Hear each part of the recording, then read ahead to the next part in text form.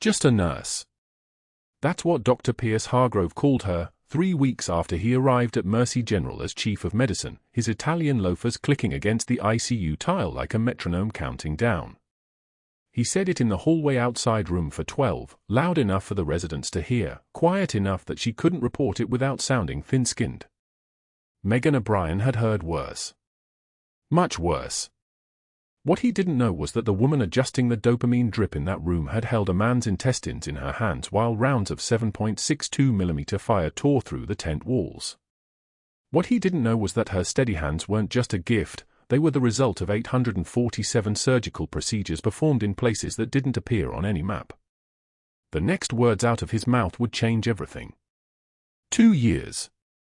That's how long Megan had worked the night shift at Mercy General's intensive care unit without drawing attention, without making waves, without letting anyone see past the scrubs and the exhaustion that came with double shifts. 2 years of moving through the fluorescent-lit corridors like a ghost, invisible by design, competent by necessity. The ICU was her kingdom in those hours between midnight and dawn, 16 beds, machines that beeped in the language of failing bodies, and a rhythm that only made sense to people who'd watched death negotiate with science. She preferred the night shift. Fewer administrators. Fewer visitors. Fewer questions about her past, her references, the 2-year gap in her employment history that she'd explained away as family medical leave and nothing more.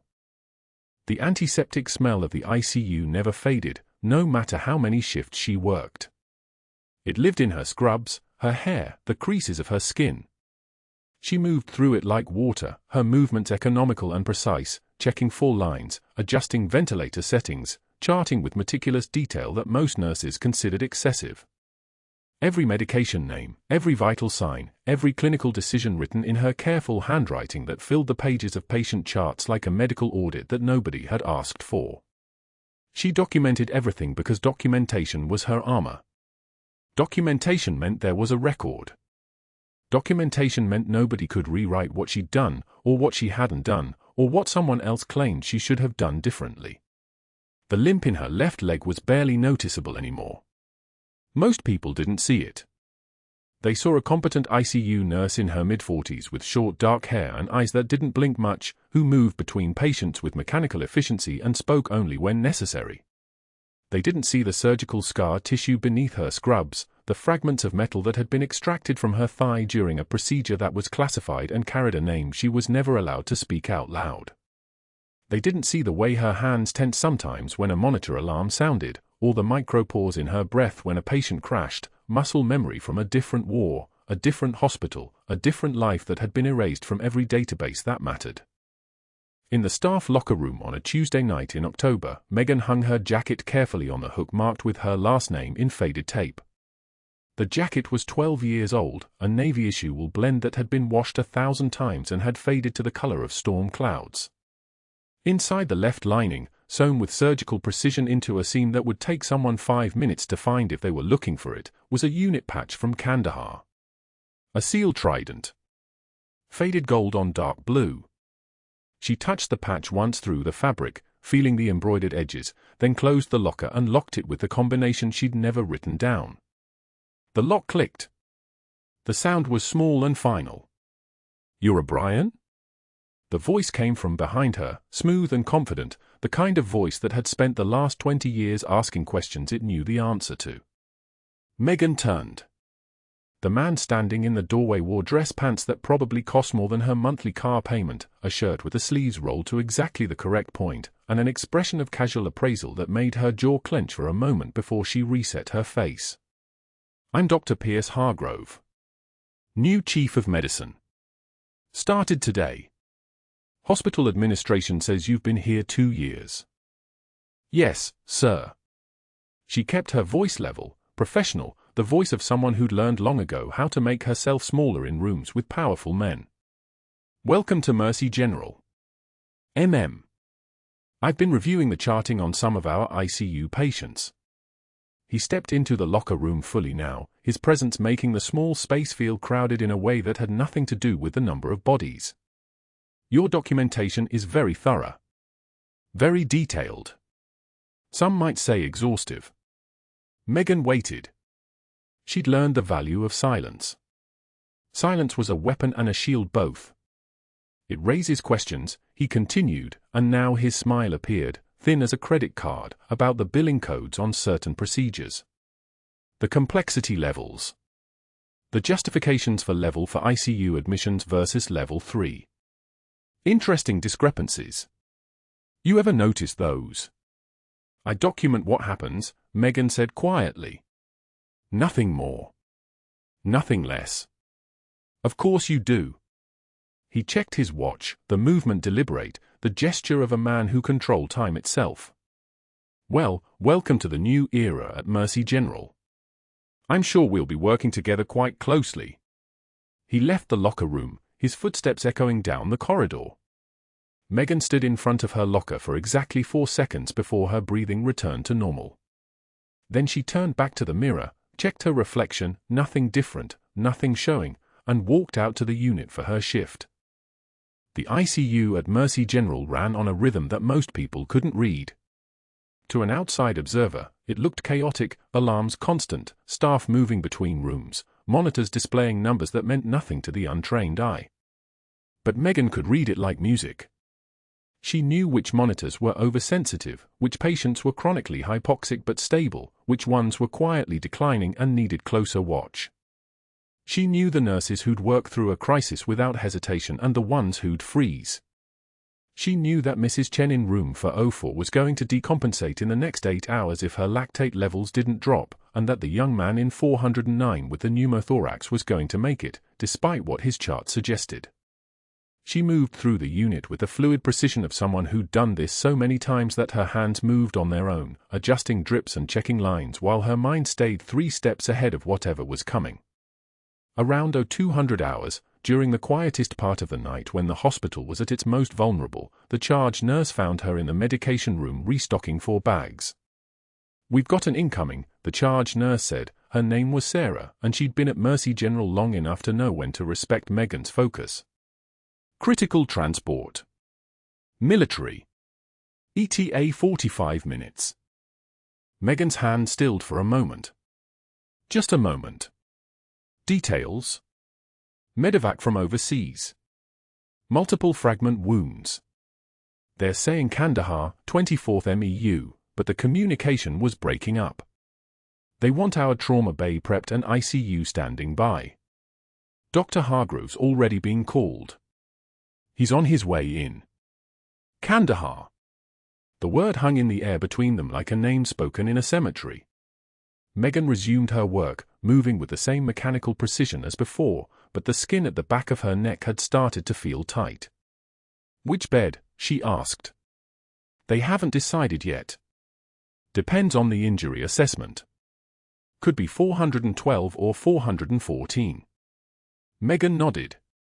She was already mentally running the scenarios, already preparing equipment, already shifting her entire consciousness into the mode it entered whenever something from the old world threatened to breach the boundary between the life she had now and the life she'd buried. "I'll have the monitors ready. Both rooms." Sarah left, moving down the corridor toward other preparations. Megan stood alone in the medication room, surrounded by the hum of refrigeration units and the soft shuffle of 4 bags. She closed her eyes for 4 seconds.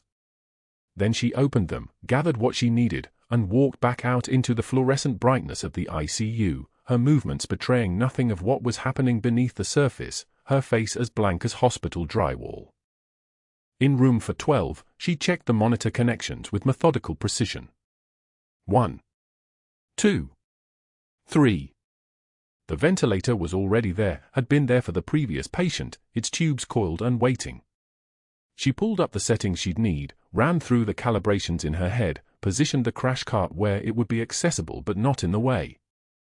On the wall above the bed, a clock read 0247. The military transport would land at the pad adjacent to the ER in 28 minutes. Her jacket was in the locker room downstairs. The unit patch was in the lining. The old life was sealed in fabric and surgical thread, 3 floors away. But it was coming anyway. She could feel it moving through the night like a storm front, pressure dropping, the air changing, the moment before the electricity broke free. She had spent 2 years in Savannah learning how to be invisible, how to be just a nurse, how to keep her head down and her past buried and her hands steady enough to hold other people's lives without trembling. She had spent 2 years waiting for something to break, some crack in the facade, some moment when the carefully constructed walls would fail. She adjusted the oxygen line one final time and waited for the helicopters to arrive. The helicopters had landed 2 hours ago. Webb's stretcher came through the trauma bay doors at 0400 hours, his desert uniform still crusted with Kandahar dust, multiple fragment wounds across his left shoulder and abdomen, blood loss already at 2 units. Megan watched from the nursing station as the surgical team hustled him toward OR, her eyes catching the corner of his personnel bag, the one with the embroidered seal trident on the canvas, faded from 7 years of deployments. The same trident she kept sewn inside her jacket lining at home. The same insignia her 17-year-old son wore on his collar. She didn't flinch. She logged Webb's vitals into the system, documented his arrival time with the precision that had kept her hidden for 2 years, and prepared the ICU bed for his post-op return. The morning rounds wouldn't begin until 0800 hours. She had 4 hours to steady herself. By dawn, the surgical team had repaired what they could find, the shrapnel that had been visible on imaging, the bleeder in his lower abdomen, the fractured rib that had nicked his left lung. What they didn't see would matter. Megan had reviewed the post-op scans at 06 for 5 hours, her trained eye catching a small density near his pericardium, a fragment the radiologists had missed in their haste. She documented it in the chart with meticulous detail, small radio density noted at pericardial margin. Recommend close monitoring for tamponade. Recommend repeat imaging at 24-hour mark. The documentation was flawless. It was also a problem. Dr. Hargrove arrived at 0800 hours sharp, his white coat pressed to perfection, his stethoscope draped like a talisman. Webb's family was already there, his sister Sarah in a chair beside the bed, their mother standing at the window looking out at Savannah's live oaks. Hargrove moved through the room with the fluid confidence of a man who had never encountered resistance, his presence making the air pressure change, his voice dropping into the pedagogical tone he used when he needed witnesses. "Nurse O'Brien," he said, not looking at her directly. "Can you explain why this patient's pain medication was administered 15 minutes late at 0630 this morning?" Megan was preparing the next 4 bag. She turned slowly, her hand steady as surgical steel. "Medication was delayed pending order confirmation from anesthesia," she said quietly. "Patient was stable. No adverse events." "That's not the question I asked." Hargrove's smile was thin, predatory. "I asked if you could explain the delay." He turned slightly, making sure Webb's sister could see him. Making sure the moment registered. "In my experience, 15-minute gaps in pain management protocol suggest either incompetence or inattention." "Which is it, Nancy?" The nickname landed like a blade. Nancy. Reductive. Dismissive. Megan's jaw tightened, one small movement, invisible to anyone not trained to see such tells. She took one measured breath and answered without inflection. "The delay was appropriate, doctor. The patient's comfort is my priority." "Your priorities," Hargrove said, turning to address Sarah directly, "seem to include whatever timeline suits you personally. We're fortunate Lieutenant Webb is resilient." He made a note on the chart with exaggerated precision, his pen pressing hard enough that the paper wrinkled. "Fortunate indeed." He left the room like a performer exiting stage. Megan continued her work, checking the dressing, documenting the post-op vitals, her movements efficient and practiced. But Webb's sister was staring at her now, doubt flickering across her face. Hargrove had planted the seed. It would grow. The break room at lunch was a minefield. Megan sat at the small corner table with her tray, turkey sandwich, apple, coffee black, and within 30 seconds, she watched the room empty. Dr. Chen, who had smiled at her yesterday, suddenly needed something from his locker. 2 day shift nurses who she'd covered for dozens of times stood and left without meeting her eyes. She heard the whisper from the doorway, Hargrove's voice drifting back from the hallway. "I have serious reliability concerns about Nancy, pattern of judgment issues, can't discuss details, you understand, but due diligence requires. The lie was elegant in its construction. There was no pattern. There had been one medication timing issue in 2 years, documented and resolved. But Hargrove had spent the morning on the phone. She'd seen him at the nursing station, his voice low, his language careful. He'd contacted someone. Multiple someones. Her sparse employment references, a clinic in Atlanta that knew nothing of the gaps in her work history, the classified deployments that couldn't be mentioned, suddenly mattered. Suddenly raised questions. Thursday morning, the write-up appeared on the unit board outside the break room. Megan saw it when she arrived for the night shift, her name in red marker at the top of an official disciplinary notice. The charges were fabricated with cunning precision: medication administration errors, multiple instances, failure to follow pain management protocol, questionable judgment regarding patient comfort measures. The entries were dated with her shifts, specific enough to sound credible, vague enough that she couldn't point to a single false detail without looking defensive. Junior nurses were photographing it on their phones. By morning, the entire hospital would know. But that wasn't the worst part. The worst part came at 1,600 hours on Friday, when Hargrove cornered her at the nursing station during change of shift, positioned her directly in front of the day shift charge nurse and 2 residents. His voice was loud enough to carry, pitched to an audience. "Your incompetence is becoming a liability to this hospital," he said, and the fluorescent lights above them hummed their mechanical song, the antiseptic smell of the hallway suddenly sharper, closer. "I've been reviewing your charting over the past 2 years. Pattern of judgment errors. Pattern of taking autonomous decisions that exceed your scope. I'm documenting this formally." Megan took one measured breath. She let the moment stretch, 1 second, 2 seconds, and then she looked directly at him. A single tear escaped down her cheek. Just one. She didn't let her voice shake. She didn't look away. She wiped it away with the back of her hand, slowly, deliberately maintaining eye contact, and when she spoke, her voice was quiet enough that everyone had to lean in to hear. "Sir, I've served under fire before, this doesn't even register." The words landed in silence. The charge nurse froze. One of the residents actually took a small step backward. Hargrove's face went pale. For a moment, just a moment, something flickered across his expression. Recognition.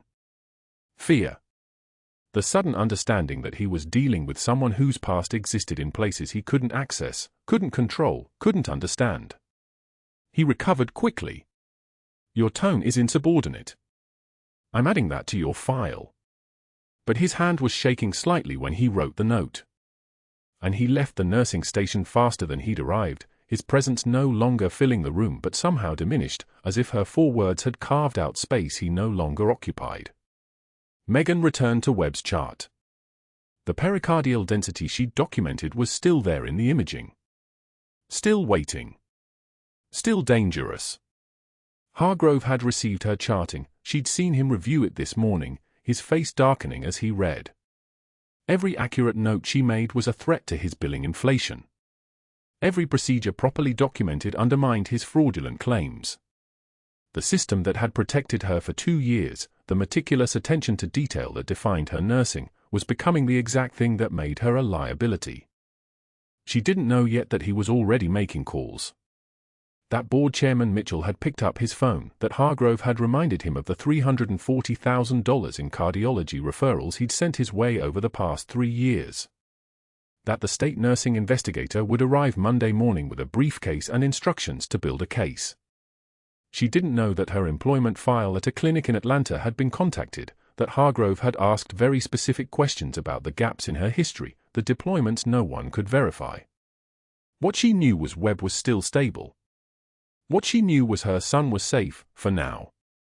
What she knew was that the faded unit patch in her jacket lining had found its owner in the ICU upstairs, and nothing could ever be the same again. The monitor shrieked at 0600 hours. Megan was drawing labs on a post-op when the sound hit, not the steady beep of baseline rhythm, but the jagged scream of a room collapsing inward. Webb's room. She moved before her brain caught up, muscle memory from 3 tours in Kandahar taking the wheel. The ICU corridor blurred past her scrubs like she was running through sand again, boots hitting tile instead of desert hardpan, but the urgency was identical. Cardiac emergency. Someone dying. She burst through the doorway and froze for 1 millisecond. Webb's face had gone the color of old concrete. His breathing shallow, rapid, almost gasping. The telemetry showed sinus tachycardia climbing, 148, 156, 164, and his blood pressure was collapsing like a wall of sand in windstorm, 92/58, dropping to 88, 82, and still falling. His neck veins were distended, bulging against his skin like he was being choked from the inside. His eyes were panicked, mouth opening and closing, trying to speak but producing only a ragged whisper. Megan placed her hand on his shoulder. "I'm here." The resident on call, some surgeon from the day team who didn't know Webb, didn't know her, was already fumbling with the crash cart. "Get me a 16 gauge, we're going central line, he's septic, his BP is." "No." Megan's voice came out flat, authoritative, the voice that had given orders in field hospitals with no electricity and casualties stacked like cordwood. Muffled heart sounds. Distended neck veins. No sepsis fever on his chart. Pericardial tamponade. The resident stared at her. "That's not," the surgeons cleared him, they said. But Megan was already moving. She'd flagged that fragment 2 days ago in his imaging, the one the surgical team had dismissed as too small to worry about, embedded in tissue near the inferior vena cava. She documented it. Charted it in meticulous detail, the kind of detail that had started making Dr. Hargrove sweat. And now it had migrated, torn through something critical, and was filling the pericardial sac with blood that had nowhere to go except to compress Webb's heart until it stopped beating entirely. She was at the ultrasound console before anyone could stop her, her hands moving with the terrifying fluid precision of someone who'd done this in the dark, by flashlight, with incoming mortars shaking the walls. The probe went down hard against Webb's skin. She leaned forward, watching the display light up with the black cavity of fluid, beautiful and deadly, surrounding his heart like an executioner's noose. 40, maybe 50 milliliters already. Maybe more. His heart was a fist slowly closing. "We need a pericardiocentesis kit, now," she said to no one in particular. The resident was still frozen. The nurses at the bedside, one of them, Jennifer, new, barely 6 months on the unit, were reaching for the crash cart medications like they'd been taught, like they were trained to follow protocols written by people who'd never seen what happened when fluid pressed on a human heart. Megan, the attending, Jennifer started. "Get the kit." The ultrasound wand made a soft squeaking sound as she angled it, mapping the approach. Subxiphoid. The needle would have to thread down through skin and fascia and muscle, down through the thin wall of the pericardium itself, down into that black lake of fluid. 1 millimeter too far and she'd pierce the right ventricle. 1 degree off angle and she'd hit the coronary artery. She'd done this exactly 43 times in 3 different countries. Webb's eyes found hers and held. Not a request for permission. A recognition. A soldier watching another soldier do what needed doing. The kit arrived on the crash cart. Someone, Marcus from respiratory, solid guy, smart, had grabbed it from the resuscitation supply. The 18-gauge needle was sealed in its sterile wrapper, and Megan tore it open with her teeth while Jennifer prepped Webb's chest with chlorhexidine, the amber liquid spreading like a careful ritual. The smell of antiseptic flooded the room, sharp and clean, and underneath it the metallic tang of blood and fear and adrenaline burning through a human body on the edge of death. That was when the door slammed open. Dr. Hargrove stood in the threshold like he'd been summoned by some dark magic, his face already flushed, his voice climbing before his brain had even processed what he was seeing. "Nurse O'Brien, step back. Step back from that patient immediately." Megan didn't look up from the ultrasound screen. Her needle was advanced under real-time visualization, the tip moving like a surgeon's laser through tissue planes. "Pericardial tamponade, doctor. 40 to 50 milliliters of blood compressing the heart. Blood pressure is 78/44. He has for minutes before cardiac arrest."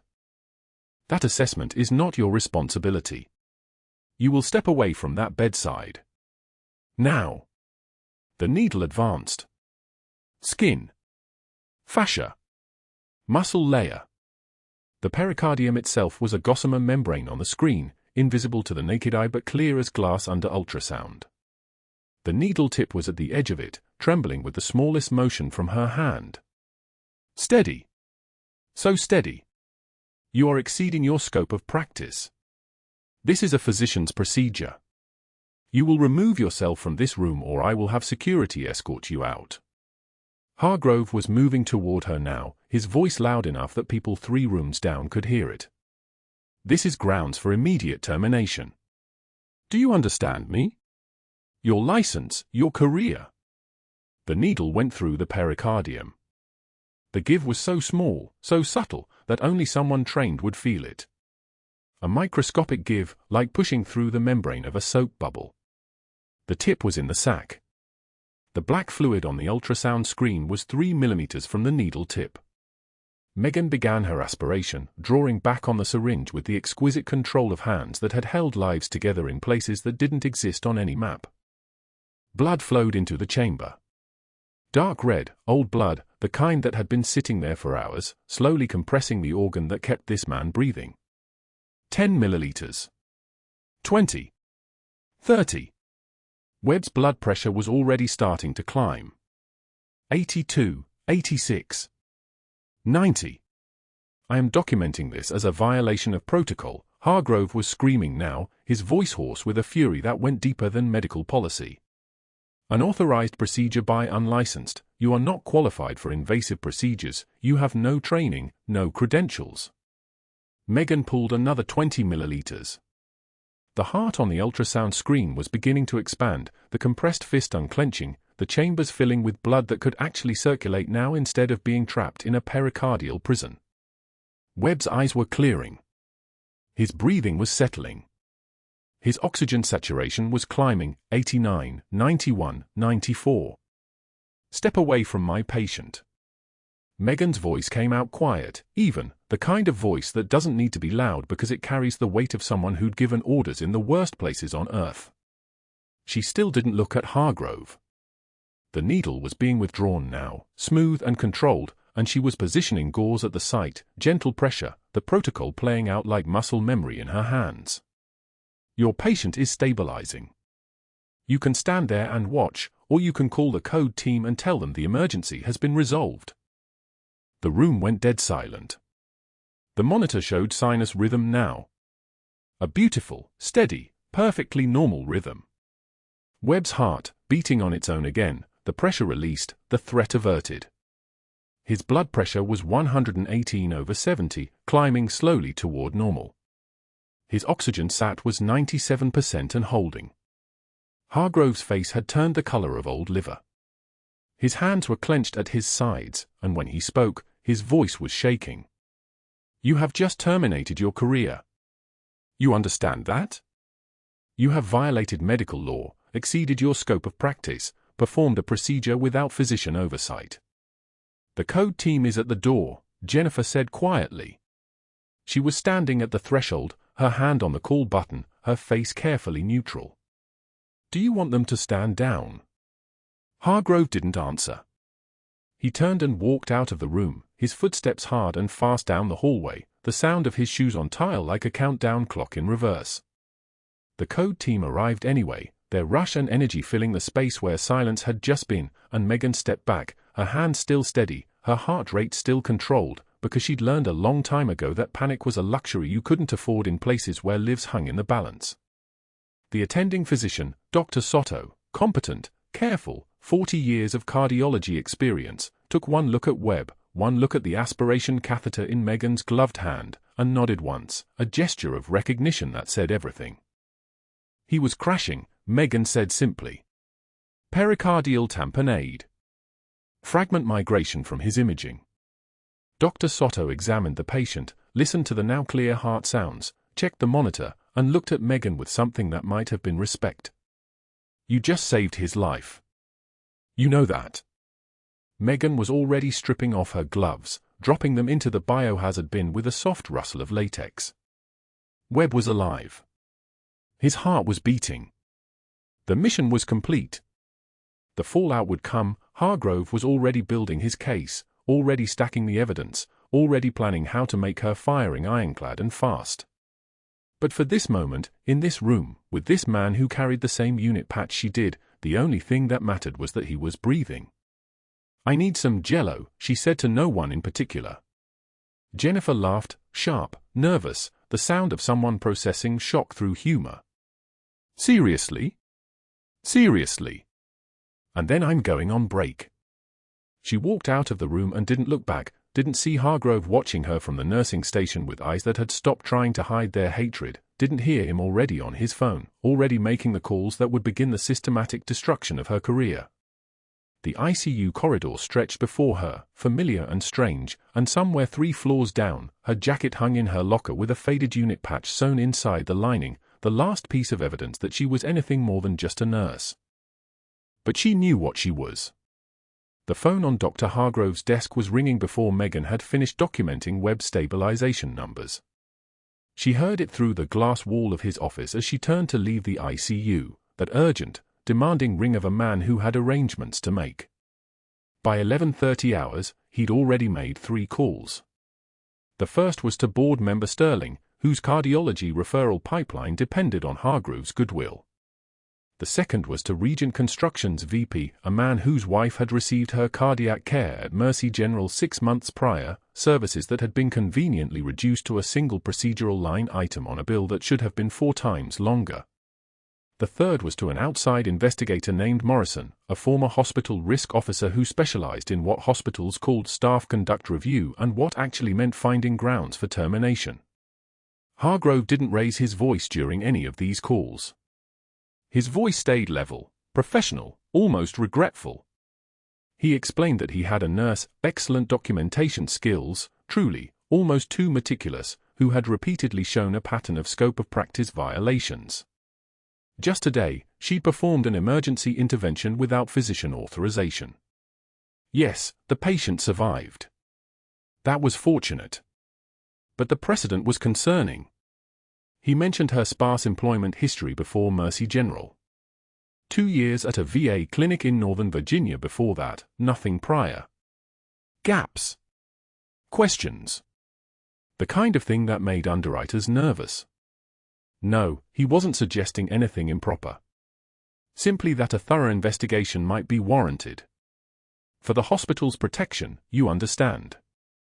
By 12:45 hours, Morrison had arrived at Mercy General with a leather folder and the demeanor of a man who'd already written the conclusion. Hargrove walked him through the ICU, pointing out the documentation, Megan's meticulous charting that had once seemed like her greatest strength now presented as evidence of obsessive control-seeking behavior. "Look how she flags every discrepancy," Hargrove said. "Look how she questions medication reconciliation. Some might call that diligence." Morrison, it seemed, called it a pattern of insubordination masked by false conscientiousness. They stood outside Webb's room for 7 minutes while Hargrove explained the pericardiocentesis, a procedure outside her scope, a dangerous escalation, the kind of thing that could expose the hospital to catastrophic liability. The investigator took notes. He didn't smile, but his pen moved with the certainty of someone checking boxes on a predetermined form. Meanwhile, Hargrove's calls continued in a different direction. A staffing agency that provided temporary nursing pools for Mercy General received a call inquiring about references for Megan O'Brien. The voice on the other end of that line, the recruiter who'd placed her, got the subtle message: this nurse was being investigated for serious protocol violations. The message, when relayed upward through the agency, became potential liability. Do not recommend. Then Mercy General's HR department received a courtesy call from a recruiter who happened to mention concerns about a candidate they'd placed 2 years ago. The concerns weren't stated directly. They didn't need to be. The damage was already spreading like an infection, invisible but fatal. Megan sat in the break room at 1,300 hours, finishing the shift notes on Webb's case. Her hands were steady. She'd written everything truthfully: the deterioration, the silent crash, the equipment she'd used, the exact timing of the intervention, Hargrove's explicit orders not to proceed. If anyone ever reviewed that charting, they would see the truth. But she already knew no one would review it in a way that mattered. The narrative had shifted. She could feel it in the air, the same pressure change that precedes a storm, that moment when the barometer drops and every animal feels it coming. Security arrived at 1,400 hours precisely.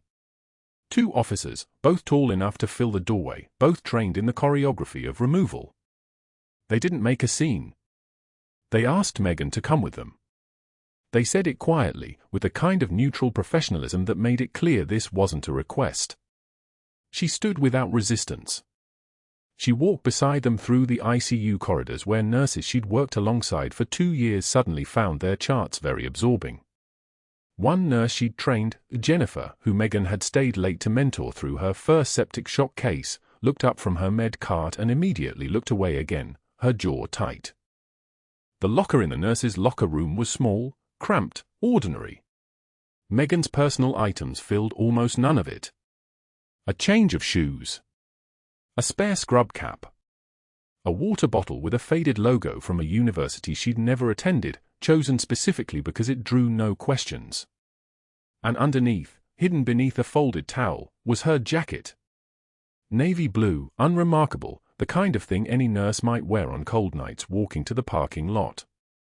She reached for it, her fingers finding the exact spot on the left inside seam where the patch was stitched. Faded seal trident, the colors muted by time and deliberate weathering. She'd sewn it there herself 3 years ago, the needlework precise, the knot secure, hidden from every inspection and every workplace security check because no one ever looked inside the jacket lining of a woman who asked for nothing and claimed nothing. She held the jacket for 4 seconds. Her fingers traced the patch. Then she folded it carefully and placed it in the paper box the security officers had given her, a box that held 2 years of her life reduced to a lunch container and a personal photograph she'd kept at her desk. The photograph was blank-faced enough, her and Ryan at a beach somewhere, neither of them smiling, neither of them revealing anything. The walk through the main lobby of Mercy General lasted 43 seconds. She counted them. Counted them the way she'd counted heartbeats during emergency resuscitations, the way she'd counted breathing rates in field hospitals she wasn't supposed to remember. 43 seconds for the staff to see her walk out with security and a cardboard box. 43 seconds for the narrative to solidify, nurse exceeds scope, nurse violates protocols, nurse removed for patient safety. She didn't look left or right. She kept her eyes forward, her breathing even, her face the careful blank of someone who had learned long ago that visible emotion was a liability no operative could afford. By 14:30 hours, the termination letter was official. She was in her car in the parking lot, reading the words on the printed page, effective immediately. Your position has been terminated for repeated violations of nursing protocols, scope of practice limitations, and insubordination. This termination is without cause for severance or reference. Hargrove had signed it. Sterling, the board member, had countersigned it. They hadn't even waited for Morrison's report. They didn't need it. The framework was complete. She couldn't defend herself with the truth. She was Senior Chief Petty Officer Megan O'Brien, assigned to black operations, classified medical missions in Kandahar that existed only in encrypted files and in the memories of 7 other people still active in theater. Syria had been different. Syria had been the end. A medical mission to treat 3 assets, identities still classified, faces she would never forget, had gone sideways when the compound was targeted by forces no official government would acknowledge attacking. She'd treated the wounded, applied tourniquets with hands that moved on muscle memory, called for extraction on a line that connected to someone 3,000 miles away who answered to an acronym she'd learned never to speak aloud. The mission succeeded. The assets were evacuated.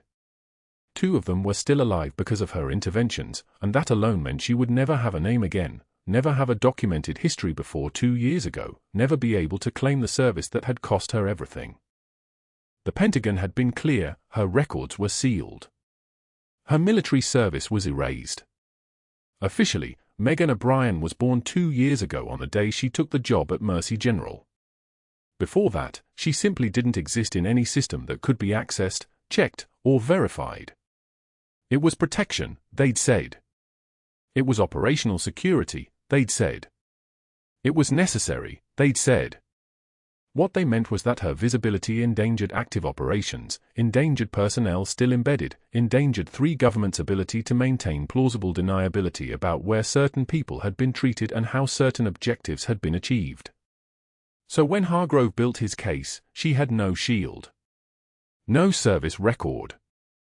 No official military history to fall back on.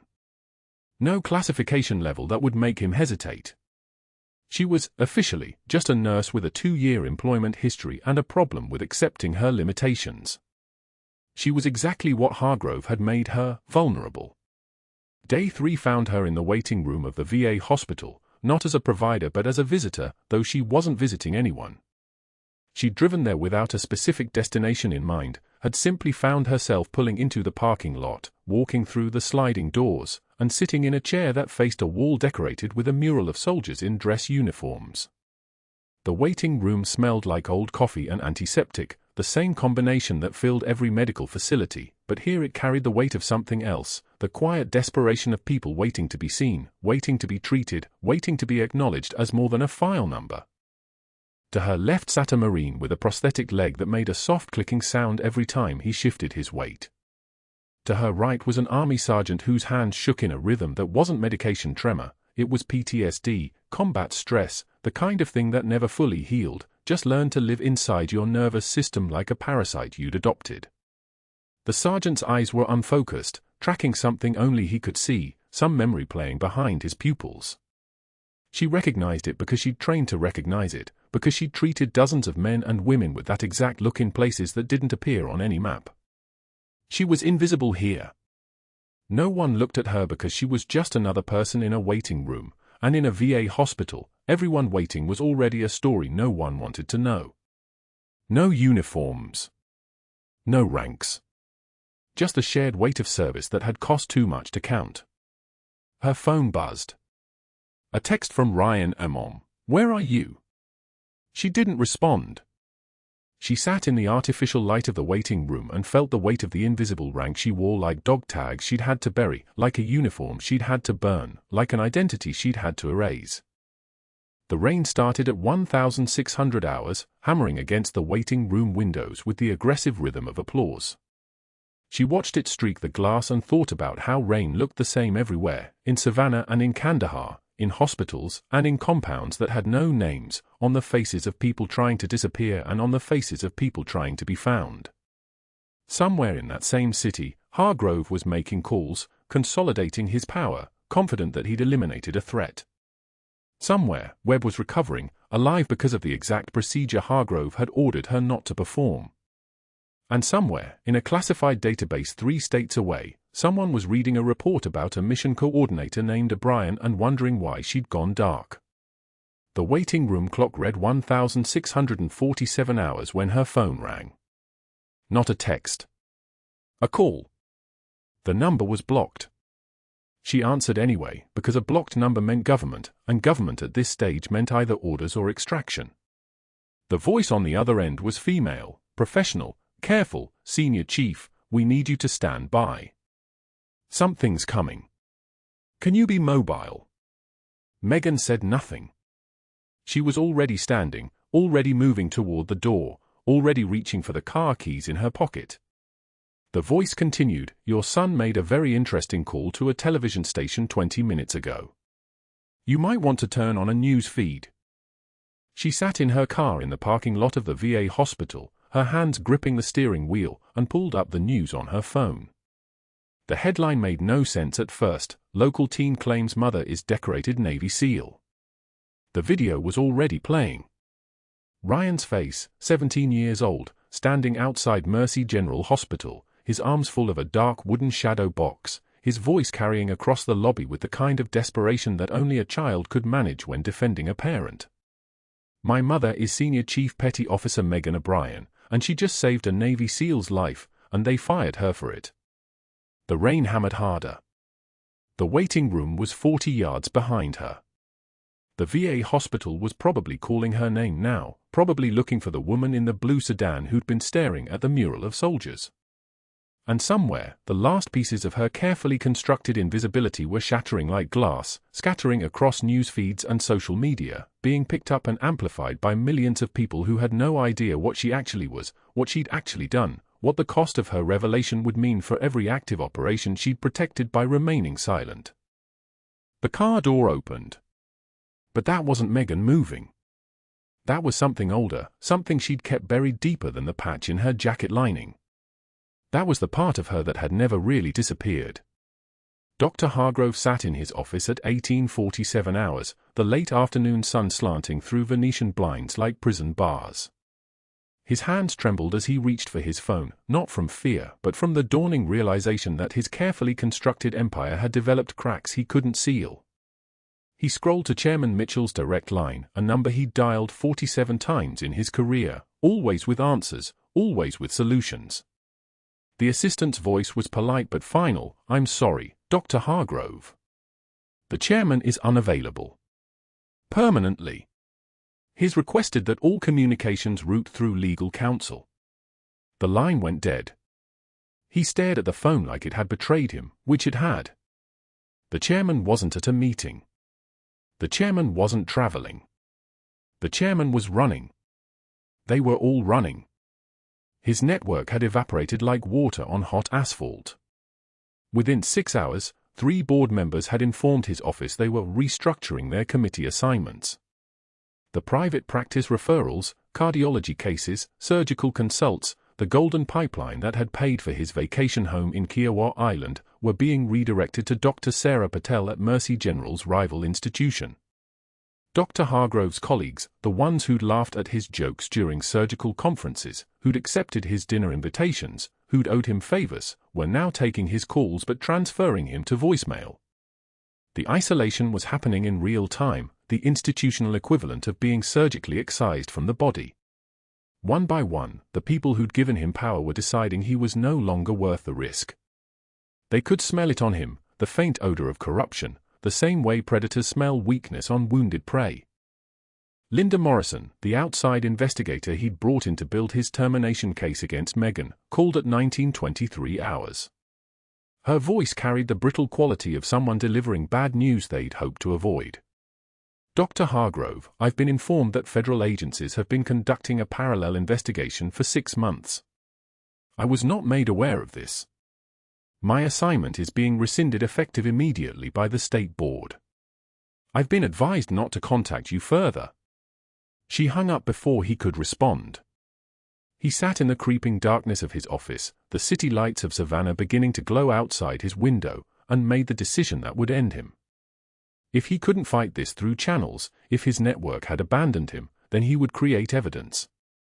He would rewrite the narrative. He would make it impossible for anyone to prove he'd done anything wrong, because the only testimony that mattered would be the one written in his personnel system, a system he still had administrative access to. His fingers moved across the keyboard with the precision of someone who'd never doubted his own intelligence. Delete the original incident reports.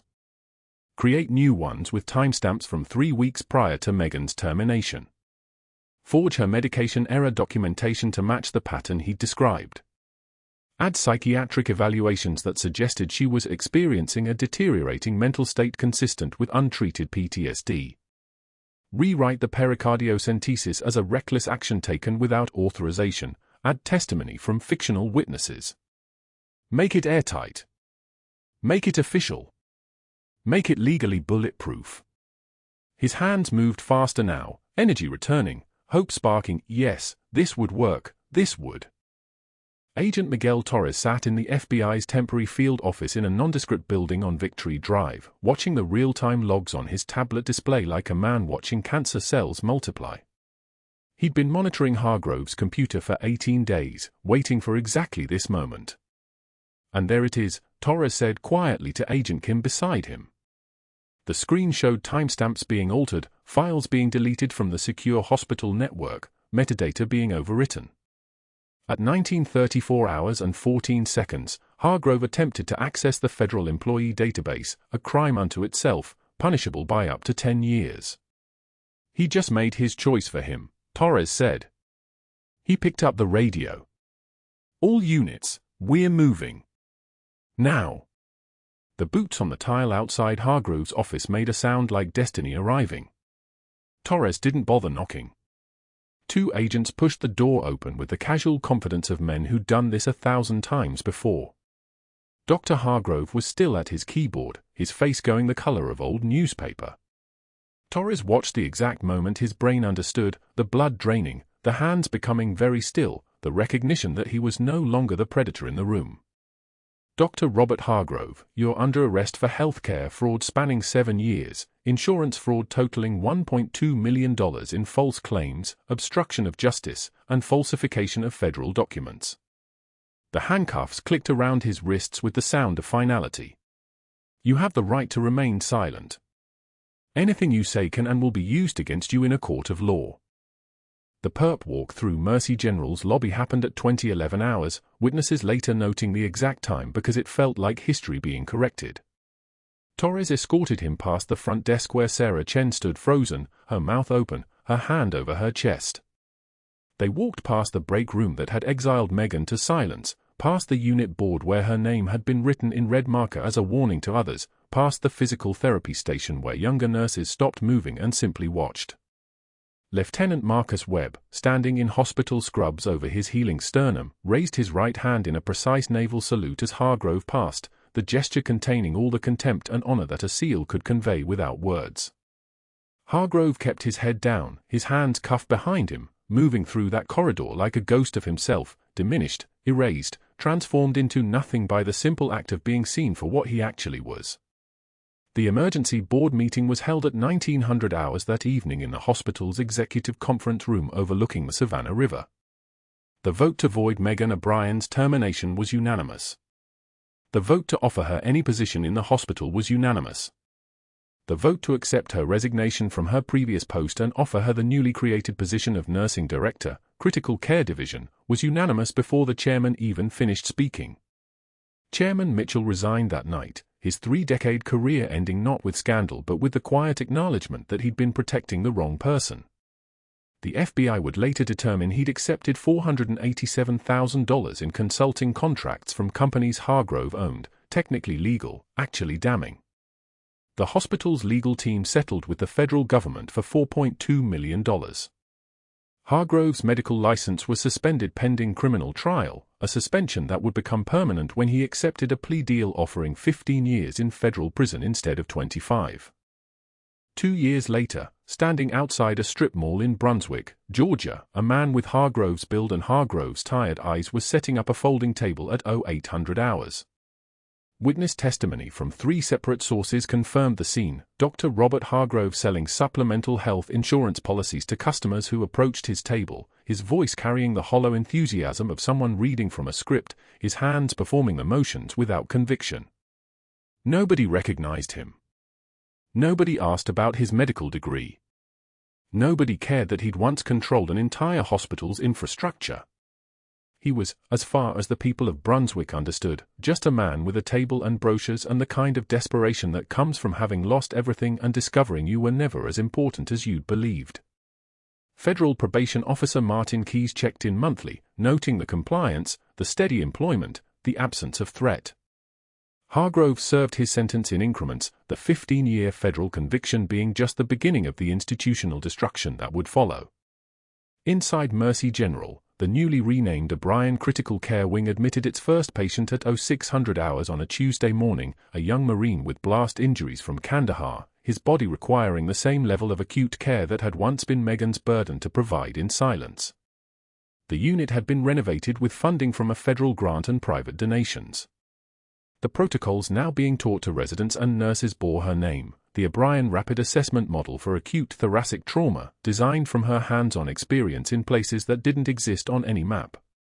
Senior Chief Petty Officer Megan O'Brien stood in her office on the 3rd floor, reviewing charts at 0730 hours, her limp still present from the shrapnel wound that had never fully healed, her scars still visible on the inside of her wrists where she rolled her sleeves up to work. But she was visible now, not hidden, not erased, not pretending to be merely competent. The faded unit patch that had once been sewn inside her jacket lining was now framed on her office wall beside her shadow box, the medals arranged in precise order, Bronze Star, silver star, navy cross. The room's fluorescent light caught the edges of the glass, casting small shadows across her desk like a benediction. Ryan knocked at 08 for 5 hours, entering without waiting for permission, a privilege of being her son, a pattern that predated her reinstatement and continued unchanged. He carried 2 coffee cups from the cafe downstairs, setting one on her desk with the casual efficiency of someone who'd learned military logistics from his mother without ever serving himself. Mom, Webb's unit is dedicating a memorial next month. He wants you there. In uniform. She looked up from her charts, and her son saw something in her face that civilian doctors and administrators would never understand, the moment when a soldier accepts being honored for surviving. She nodded once, touched the frame with the unit patch, and returned to her work. Through her office window, she could see the morning shift change, nurses moving with purpose under fluorescent lights, the antiseptic smell rising from the unit below like incense from a temple where lives were being saved in the dark. The hospital that tried to erase her now bore her name. The man who called her night shift Nancy now lived in federal supervision. And somewhere in a database that didn't officially exist, her records were quietly restored, her service acknowledged by those who understood what it cost to disappear so others could survive. Heroes walk among us. Sometimes in scrub saving lives in the dark.